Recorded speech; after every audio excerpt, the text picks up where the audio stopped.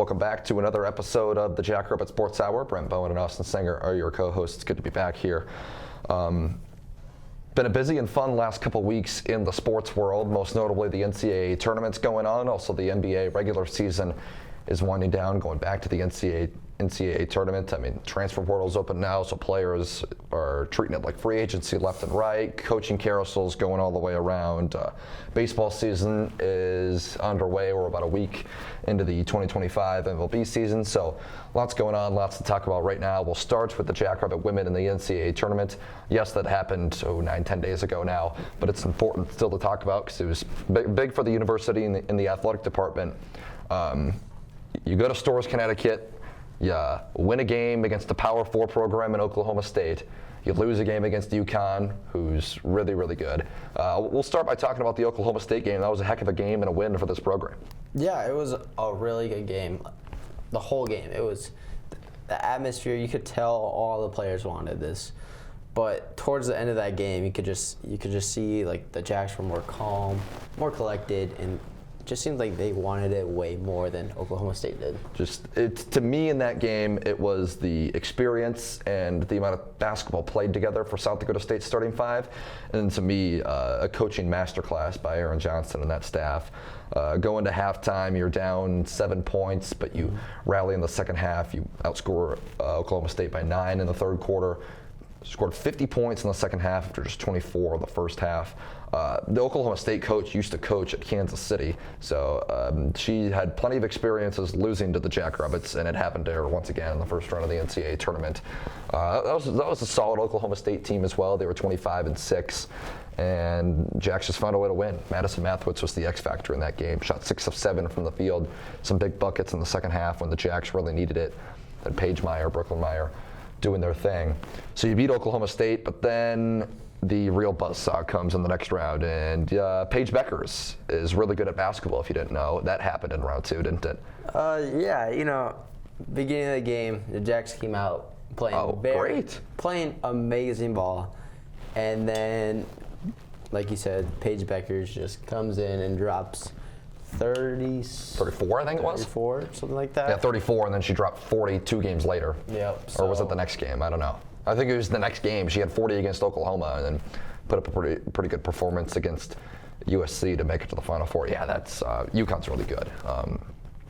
Paige Beckers is really good, but it's who surrounds her too. Sarah Strong is an unbelievable freshman. Yep. She shot 7 of 9 from the field for 15 against us, but it's like Strong's impressive on the court, but she's impressive off the court as well. For a freshman, she's just super well-spoken. I watched her interview at halftime with ESPN the other day. You listen to her interview, it would sound like she's a 10-year veteran in the league, not a 10-year veteran in the WNBA, not a true freshman playing college basketball, just a super mature individual. Fudd, number 35, is very good as well. Just a super impressive squad. I picked them before the bracket even started to win it all. I thought they should have been a 1, but weren't, probably because of their strength of schedule. They were literally number 1 in the net rankings. For a program like South Dakota State to make it to the Sweet 16, you need to get the perfect draw. Yeah. You saw that with Syracuse in 19, and I think UConn was the worst possible draw you could get, just due to them being obviously a really good team, but then also the atmosphere that you have to go play and win at. 10,299 was the attendance in Storrs, Connecticut. It was a packed house, and it was a tough place to win a basketball game in, don't you think? Yeah. You were there, not me. I was there, and it was very, very loud. From the very get and go, getting ready for the jump ball, that place was going crazy, and every time they scored, the place would erupt. It was just insane. It was a fun first 6 or 7 minutes. It was 10-4. The Jacks had knocked down a couple of shots. Mathwitz hit 2 threes. UConn was a little cold to start. They were 0 for 7. Then all of a sudden, the Jacks are up a couple points with a few minutes left in the first quarter. Then Paige Beckers gets going, and you're like, oh boy. And the first quarter comes to an end. You're down 5. You're thinking this is not going to end well. I mean, we put probably our best foot forward in the first quarter. Played about as good of basketball as you could possibly ask for, yet we're still down 5 points because Paige Beckers just scores 8 points in the blink of an eye. And that only continued into the second quarter and then into the third quarter, which just put them away.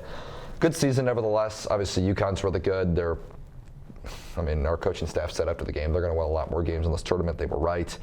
They've gone to the Final Four. They have UCLA, I believe, in the Final Four, which is going to be a heck of a matchup. 4 great teams in the Final Four. Should be a fun tournament, or should be a fun event to watch this upcoming weekend down in Tampa, Florida. But UConn will have to get through UCLA, the #1 overall seed, and then either South Carolina or Texas in the championship to win it all. But I think Texas and South Carolina have both looked beatable throughout the tournament.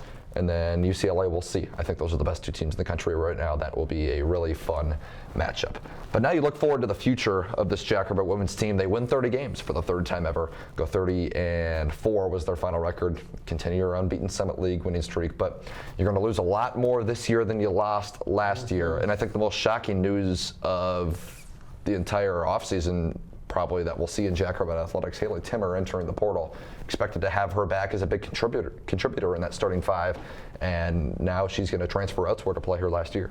Yeah, a very big shock. When I saw that news, I was very shocked. I know I told you, and then I was like, what's going on? But then she came out, and it makes sense of why she would want to leave.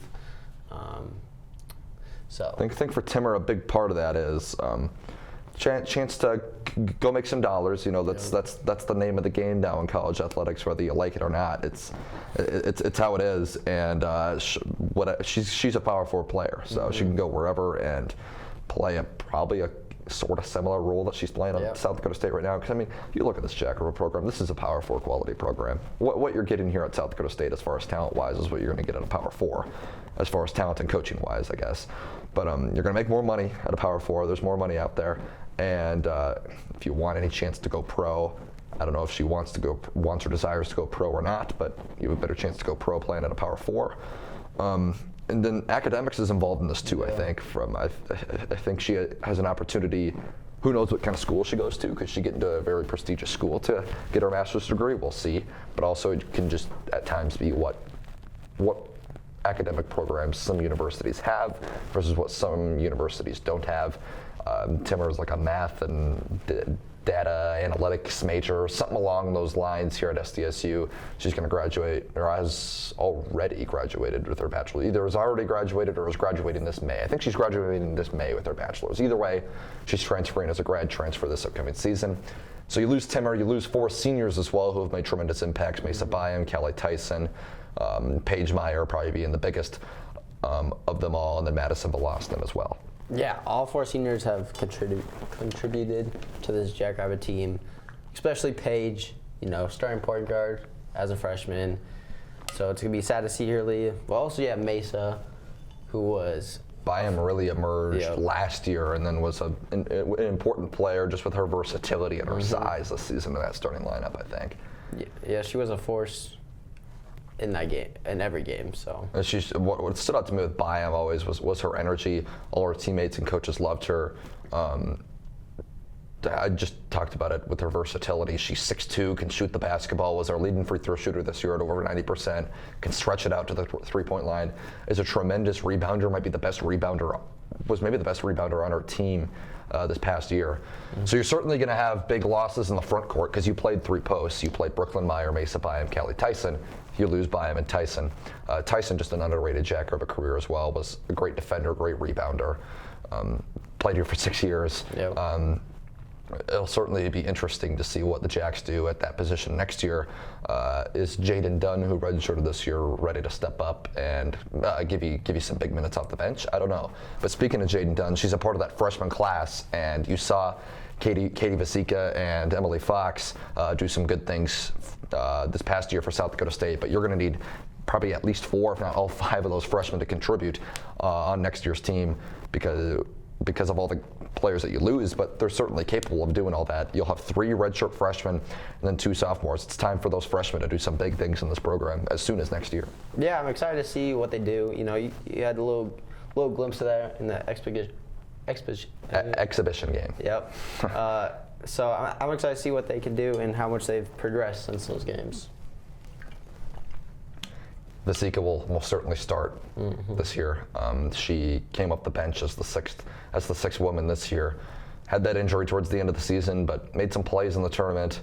and she'll most likely start next year. You get Mathewitz back, and you got to remember you have like an Ellie Kolbeck waiting, assuming she doesn't hit the portal. Jenna Hopp, I believe, has hit the portal. Was all freshman team a couple years ago.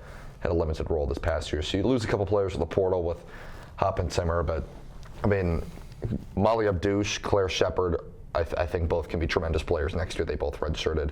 Obviously Fox and Katie Vasika as well. Now your next hope is you got to hope to keep Brooklyn Meyer around, because if Brooklyn Meyer is gone, that would be a really big loss, and the Jackrabbit front court would really be thin next year. But as long as Meyer sticks around, I think they're going to be just fine, especially considering how weak the rest of the league is. As long as Brooklyn Meyer sticks around, I mean, they're probably going to breeze to another league title next year, barring any unfortunate circumstances popping up here in the next month or so. Yeah, I have to agree. In my opinion, I do think Brooklyn Meyer stays. I think she just loves this team too much. But you never know nowadays, like you said earlier. And I mean, yeah, she could get offered by a lot more money by a lot larger school, and you just never know. Obviously, she's pretty close to home. She's from Larchwood. That's not very far from here.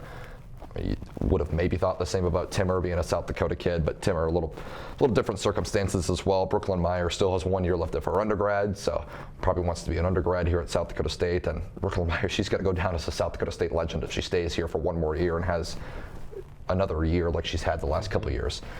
So the Jackrabbit women's team, bright things ahead. Couldn't make a Sweet 16 this year, tough draw, and we'll see what happens in the non-con next year, because that really seems to make or break their resume every single year. No potential Texas Longhorns trip to Brookings is awaiting next year. That would be sweet, as we hosted Duke this past year, who was just minutes away from going to the Final Four. So bright things ahead for the Jackrabbit women's basketball program. The men's basketball team took a little bit of a hit as far as player personnel and coaching staff goes, as Eric Henderson named the new head coach at Drake University, and Hendo will most certainly be missed around here at South Dakota State. Yeah, there's the past week or so, there's tons of rumors, and then you hear about Hendo going interview at Drake. A little upset about losing Hendo, a great person and a great coach, but I do think Brian Peterson, who's stepping up, is going to be a really good head coach. I think Brian Peterson's going to be great as well. He's been an assistant here for 6 years. He had success as a head coach at the JUCO level, Kirkwood Community College, which has just been an incredible pipeline for South Dakota State over the past several years. And I think Brian Peterson's just a great young mind. He's still very young. He played collegiately at Kirkwood and Iowa State back in the late 2000s, immediately started coaching after that, and I think he's going to be great. And we've made several in-house hires over the past few years, from Otzelberger to Henderson to now Peterson, to where you continue to have success. So you're going to continue to do it, and you'll hope to have Petey here for the next 5+ years. And the great thing about hiring in-house is that you can keep a roster intact, especially for South Dakota State, when you've got all these guys that are local kids. Keep these kids around. If that whole staff goes to Hendo because we decide to, goes with Hendo to Drake because we decide to hire outside, that's when your roster could start to crumble and things could take a turn heading into next year. Yeah, I have to agree. Because you have that bond with all the coaches and stuff, and then keeping the South Dakota kids are very important for this team. Obviously, losing Clough, that was going to be a given. He got a lot of money and committed to Purdue, where he's going to be their starting center next year. You're going to lose him no matter what. Willie Wharton goes to IUPUI. Owen Larson, Stoney Hadnot, they're in the portal. We don't know. Larson's a big loss. It's crazy to think back that when he got hurt on February 23rd, a second before halftime against Kansas City, limped off the floor. Hard to believe that was going to be the last time that you were going to see Owen Larson in a Jackrabbit uniform, but that very well could be the case. If I had to guess, I'd say both those guys end up at Drake. We'll see what happens here. I would assume in the next week or so we will have a decision coming up on those guys. But 4 Jacks in the portal. Sounds like Seiler, Gary, Moores, who were 3 starters last year, will all be back in Jackrabbit yellow and blue for another year, which is big. Keep 3 starters around. Jaden Jackson's the big one to circle. If you can keep him around, that would be a big addition. It was unfortunate Griffin Goodberry, who is the Jacks' top recruit coming in next year. He, out of Sioux Falls Christian, decommitted from I don't know if decommitted is the right word, but opened up his recruitment again to where he's still considering SDSU, but is now going to explore all options with the coaching staff. Will he follow Drake to Hendo? Will he stick here at SDSU? We don't know, but at least now you have a fighter's chance to keep a great recruit like that because you stayed in-house with that hire. Obviously, guys like Brian Peterson, Rob Klinkafus all have great relationships still with Griffin Goodberry, so you still have a chance to land these great recruits. But Hendo goes to Drake. Obviously, that whole scenario started because Ben McCullum, the old Drake coach, got hired by Iowa. Iowa got rid of Fran McCaffrey, who had been there for 15 years. McCullum goes to Drake for 1 year after being at D2, winning national titles left and right. Goes to Drake for a year, wins 30 games, wins a game in the tournament, and he's just a coaching mastermind. Iowa picks him up, and then Hendo had some Drake buzz last year, and then this year, he didn't get hired last year. This year he does, and Eric Henderson, after 6 years, is gone to the Drake Bulldogs, and the Jackrabbit men will have a new coach. So in 1 year, we have a new football coach, we have a new men's basketball coach. The next two guys you're looking at is, you hope to keep guys like Aaron Johnston and Dan Georgalis around. Georgalis would be an interesting name if the Jacks have a couple more really good years here in volleyball. If a bigger school tries to poach him, then Aaron Johnston could have been poached 15 years ago. He's been here 26 years now, and it looks to be sticking around. That's obviously a whole conversation, a whole different conversation that one can have that we're not going to go into here today. We'll switch gears here and now talk about the NBA. We'll start with this question right off the top here. How many teams do we think can win the NBA championship? We'll start with you. No, I got 6 teams. In the Eastern Conference, I got 2. I have the Cavs and the Celtics. I feel like that's pretty obvious. I feel like they have a easy path to the championship. Then in the Western Conference, I have the Thunder, the Nuggets, the Lakers, and the Warriors. So 6 teams for you.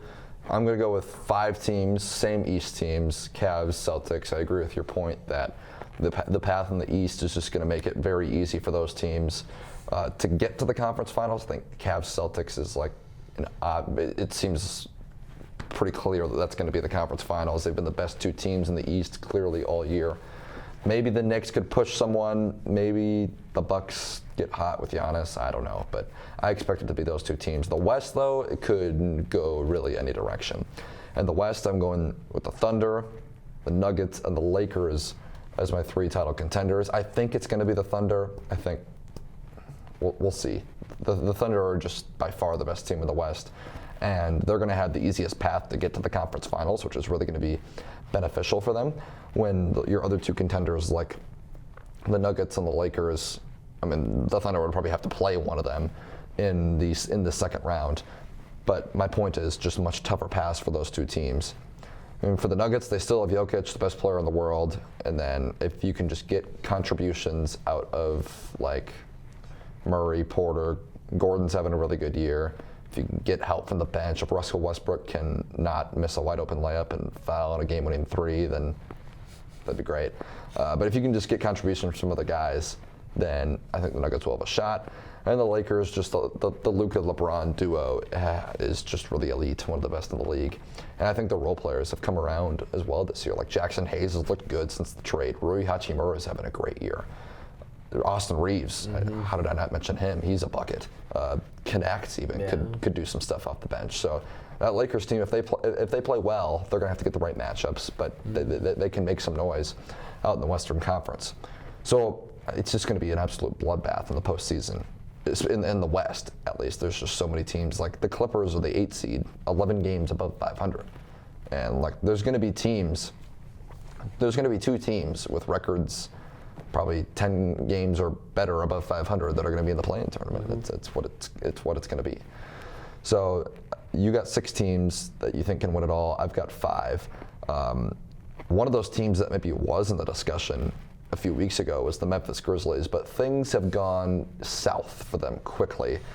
So south that they fired their head coach Taylor Jenkins with 10 games left in the regular season. I mean, what sense does that make? No, I was shocked when you told me that news, and I don't know if that was the best move for the Grizzlies. No, firing the head coach with 10 games left. Maybe wait till the end of the season, see what happens.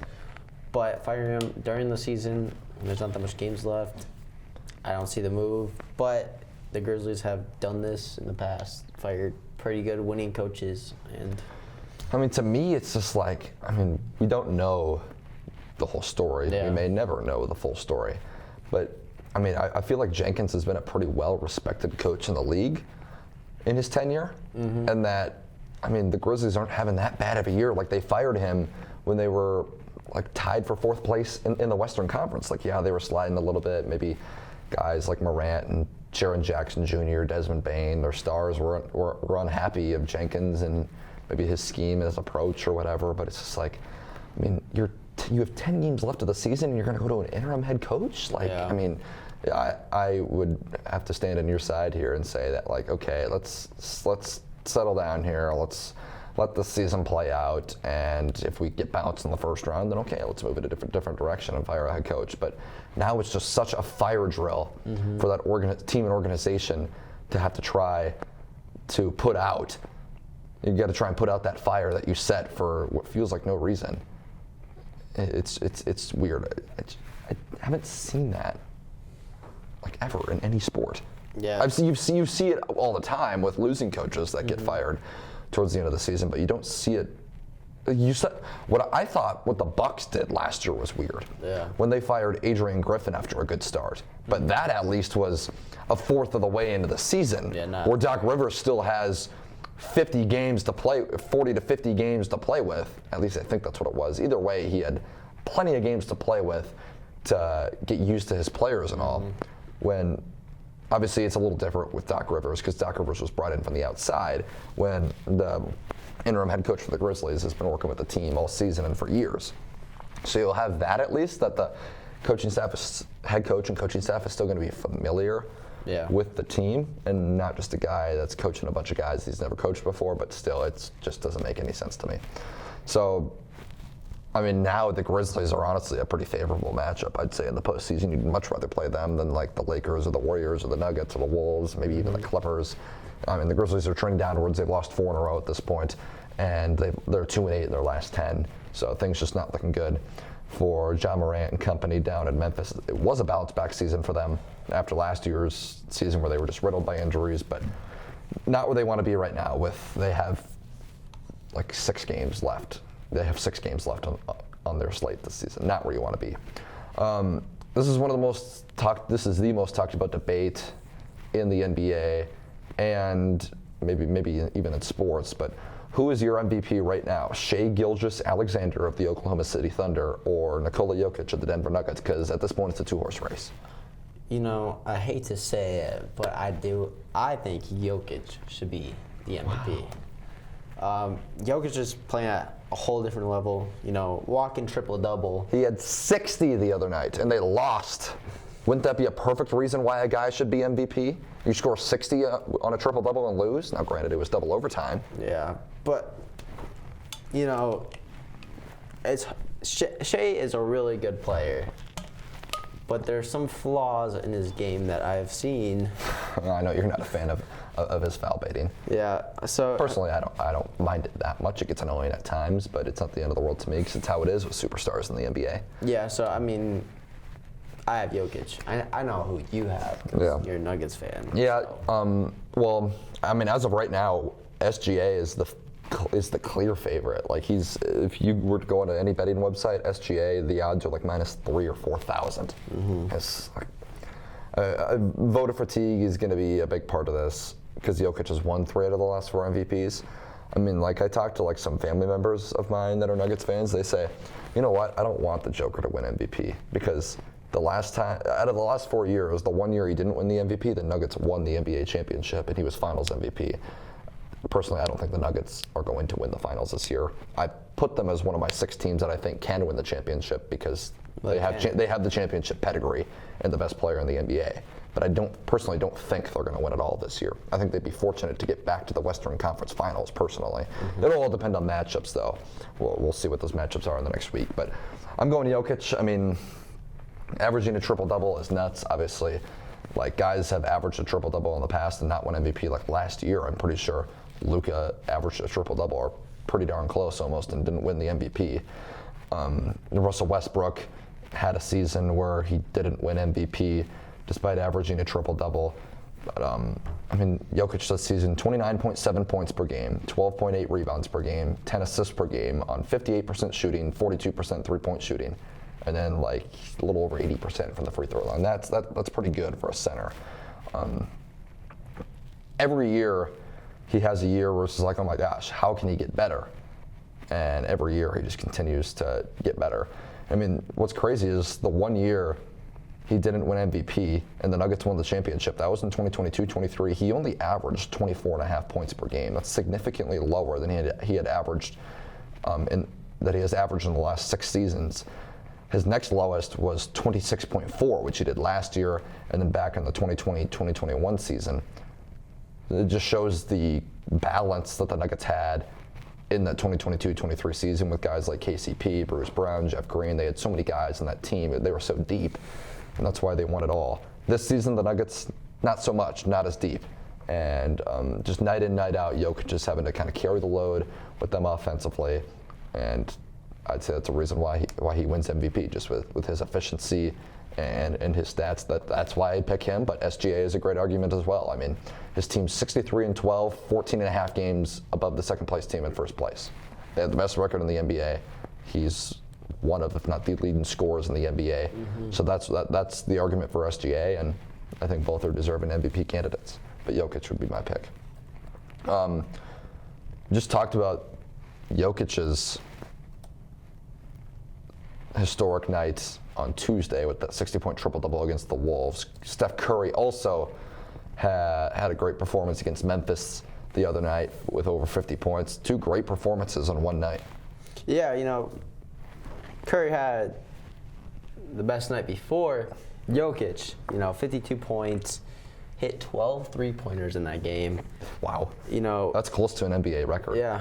So, Curry's still there. And that's why I'm choosing, that's why the Warriors are one of my choices that can win a championship. Because, of course, when Curry gets hot, the whole team starts getting hot. And you can see that with the Grizzlies game yesterday. Because they were behind, and they came back to win that game. For what it's worth, 14 made threes is the record by Klay Thompson. I knew it was a Warrior that did it. I just didn't know who and the exact amount, which splash brother it was and how much they had hit. But Klay Thompson hit 14 one year. Only That's 2 off. Nuts. 2 great performances by 2 tremendous players, Hall of Famers. We'll see if they face off in the postseason this season once again. Certainly could. Warriors beat the Nuggets in 5 back in 22, which is the year they won the title, but that was Nuggets didn't have anybody playing that year. It was Jokic, Aaron Gordon, and that's about it. So maybe not healthy, but a Nuggets team pretty close to full strength that'd be a good series between those 2 teams. If we want to talk about rivalries in the NBA, of course, like Knicks, Celtics, Lakers, those are going to be the first couple that come up. But what's happened over the last couple of years between Denver and Minnesota? They've played in the postseason the last couple of years. 2 years ago, the Nuggets won in 5. Last year, the Wolves won that thrilling 7-game series, which was probably the best series in the postseason. Mm-hmm. And now this year, it's been one-sided between Minnesota and Denver. Teams could match up in the NBA, and really every single game.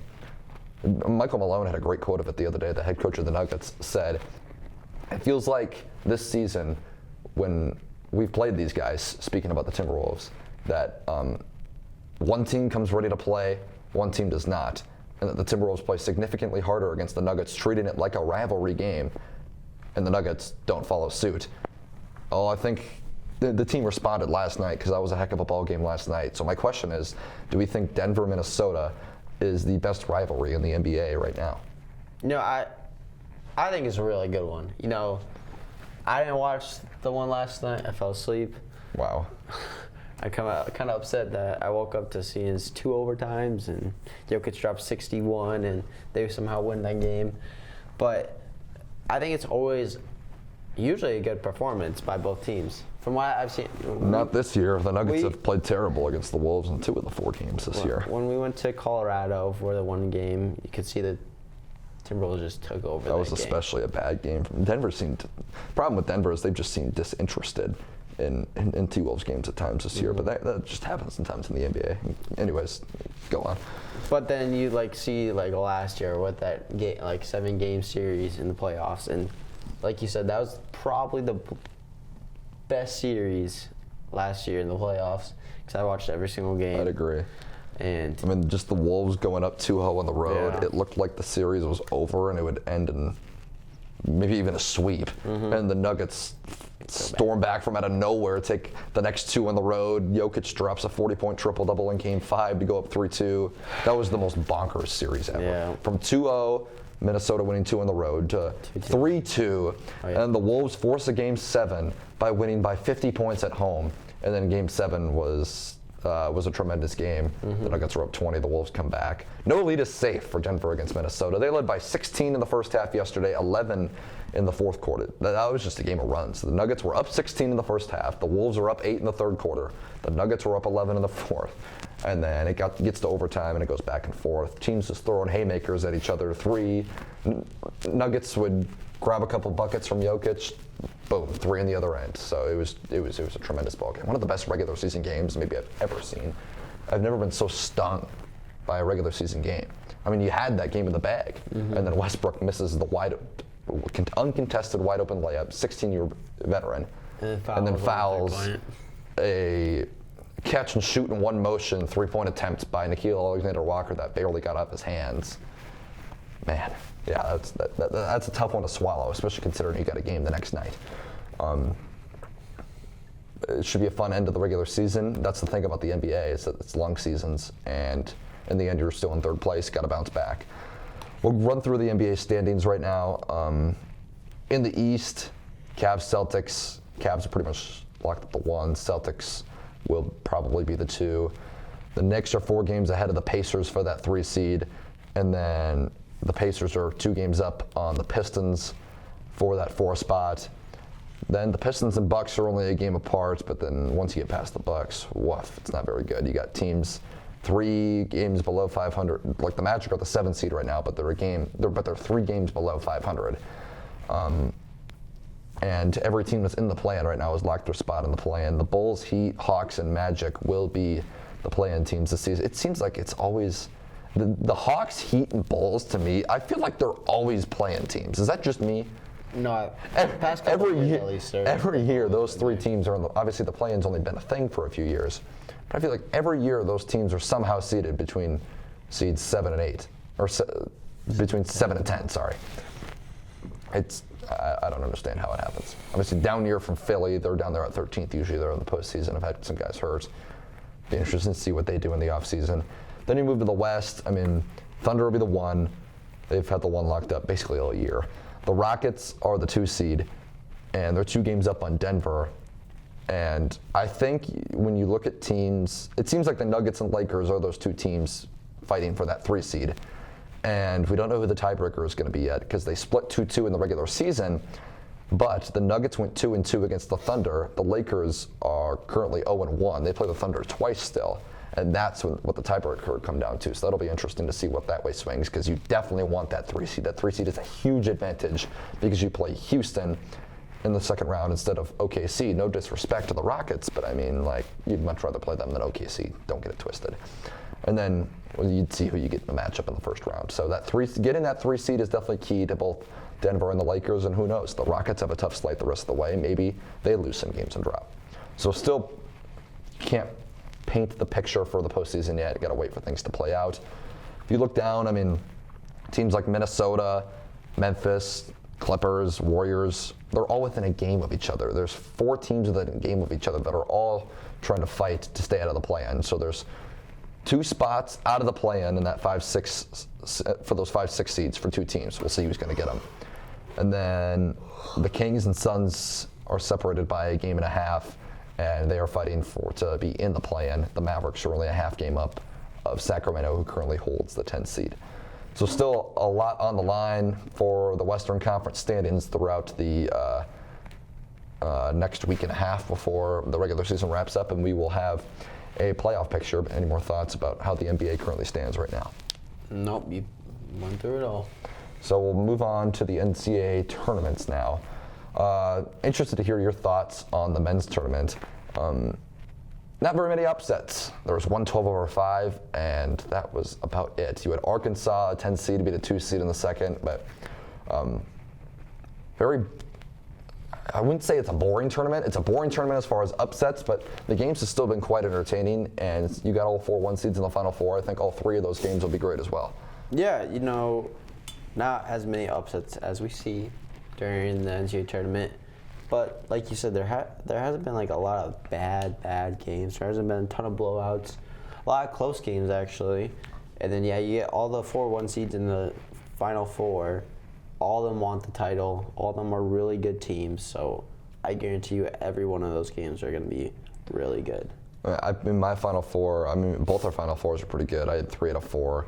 I had Tennessee as a 2 seed. Instead of Houston, the 1, that was a mistake because Houston locked them up in the Elite 8. That was not even close from the get-go. But I had all 4 1 seeds. All 4. Well, that hadn't happened in 17 years, and it was pretty predictable for it to happen this year.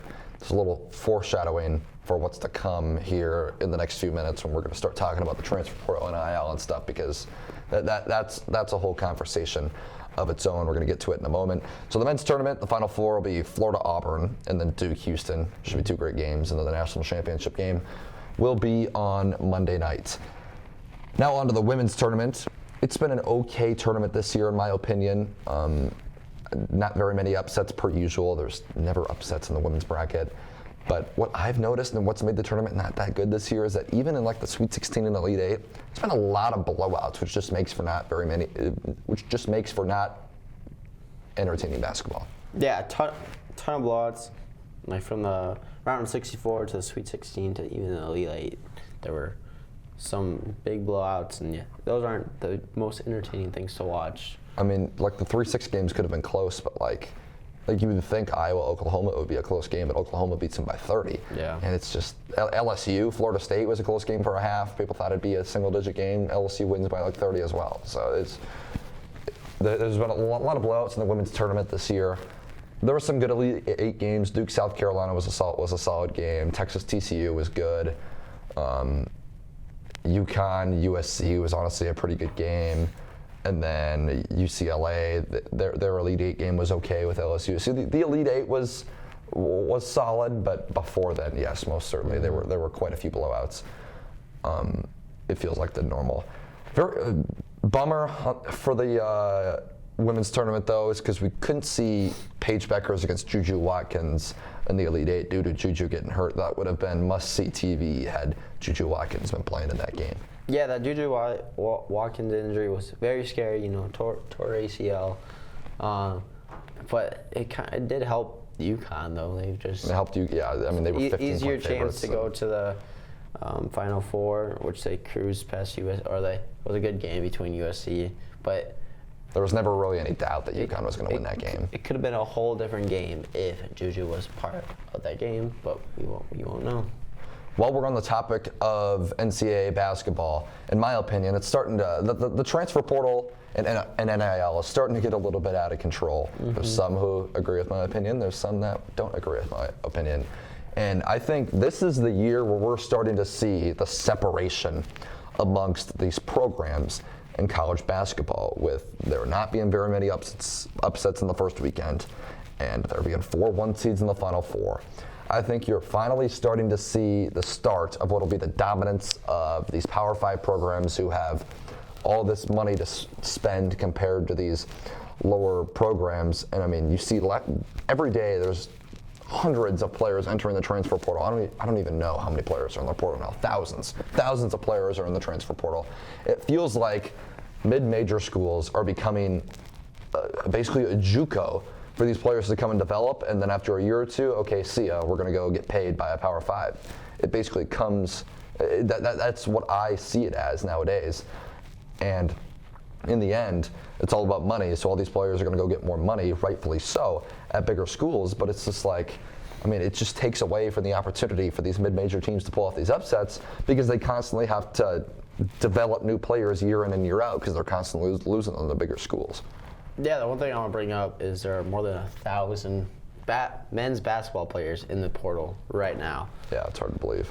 But I have to agree with you. It's just getting out of control. You know, we're like you said, we're gonna see those Power 5 programs that have unlimited money, basically can pay all the players, and all these little schools aren't going to be able to make those runs like we see last year with St. Peter's 3 years ago. Yeah. That's never going to happen again. So I do think there should be a change to that transfer pool. How do you think there should be a change? Because I'll give my statement here after you. I want to say it would be something like, you know, the professionals. Like, it kind of be like a contract to go to a school. If you go to a smaller school, you have to do a contract for a certain amount of years, and then after your contract, then you're able to go to a bigger school. If you're a really good player, you can go to these Power 4 schools. That's what I think. I think if you're going to a team you committed to, you should at least be there for 2 to 3 years, because you're committing to them, they're committing to you, and to help get these smaller schools a chance to make their way up in those rankings. What I would do is I would limit the amount of times. I would start by limiting the amount of times you can transfer. You see so many players just bouncing back and forth from places. Like Michi Johnson is going to be in his 5th or 6th year of college basketball. Started his career at Ohio State, played 2 seasons. Then transferred to South Carolina, played 2 seasons. Then transferred back to Ohio State for his 5th year. Plays 1 season, then had like some mental health stuff going on or something, so he got a medical red shirt for last year. He hits the portal again. Where does he go to? South Carolina. So you commit to a school, transfer, go to another, go back to that original school, then leave that original school again and go back to that second school to where you came from. I mean, that is just ridiculous. I mean, what I would do is I would give like 1 free transfer per athlete. So you get 1 free transfer to do whatever. But the exception is if there would be like a coaching change or something, or maybe if you're like moving closer to home, medical reasons, there could be some exceptions to those transfers, with obviously coaching changes being the big one of them, because I mean, coaching changes are happening all over the place now. So I think if your coach leaves, that would be a free exemption. But that would stop players from hitting like 4 schools in 4 years by allowing just 1 free transfer. So that would be my first one. And then I would have some sort of cap with NIL. As of right now, there isn't any. You can spend on Yeah, I couldn't tell you exactly how much money that I would put that cap at. And it's not going to be the same for every school. Because St. Francis of Pennsylvania, actually that's a bad example because they're moving D3. Long Island University in Brooklyn, New York should not have the same NIL cap as like the Duke Blue Devils. Like that shouldn't happen either. One of them, even if they did have the same cap, Long Island University wouldn't be able to hit it. And if they could, that means Duke wouldn't be able to spend any NIL money on players. So like, basically my thought would be you kind of go by conference a little bit, is that you kind of have a set number by conference. So like, I don't know, the Big Ten, you can allow $10 million or $8 million of NIL for each school per year.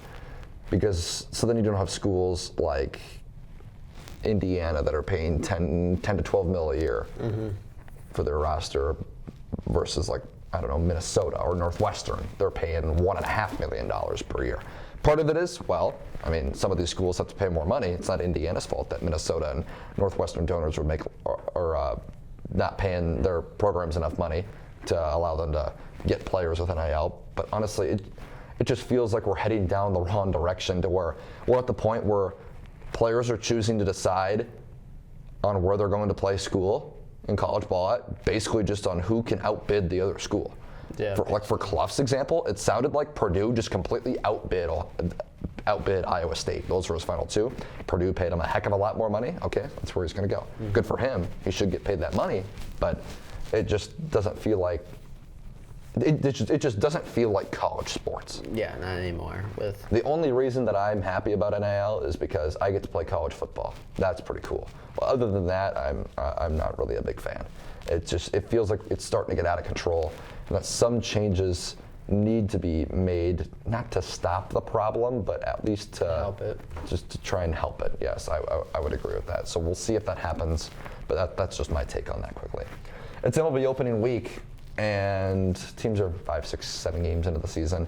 It seems as if the high payroll and big market teams are going to dominate the league once again. Teams like the Dodgers and the Padres, the Yankees, all fall into that category. I know you don't watch a ton of baseball, but you'll still be able to answer this question. Should there be a salary cap in the MLB? My thoughts coming after you. You know, all the other sports do have one, but MLB, you know, all those, from what I've seen, I don't watch much baseball, but I mean, you have the Dodgers who make millions and millions of dollars, so they can pay these players millions and millions, like Shohei Ohtani. You know, I do think there should be a salary cap to give all these smaller, or not smaller teams, but like smaller market teams that, to give them a chance to even go to like the playoffs, try to win a World Series, you know? Like, we wouldn't see this in the NFL with not having no salary cap, because the teams are constantly recycling on who's good and who's not. The top 5 teams will be the same teams every single year. But you see this in the NFL where, like you said, the recycling, they have to go into the free agency, make their best choices on who they're signing. They can't just say, I'll take the best player and pay them tons and tons of money if they have the money for it. I mean, it works for the Dodgers. Their owner's willing to spend, and since their team is so good year in and year out, they're able to go and spend more money on free agents because since they're so good, their fans they'll sell out every game. The fans will buy tickets even if they're expensive. They'll buy merchandise. They'll buy concessions. They'll do everything because you're watching a good product. You're putting a good product out in the field. But you got like the White Sox and the Athletics and the Rays. They don't spend any money. Therefore, you don't get very many fans at your games. You're constantly towards the bottom of the league in attendance. You're not selling merchandise.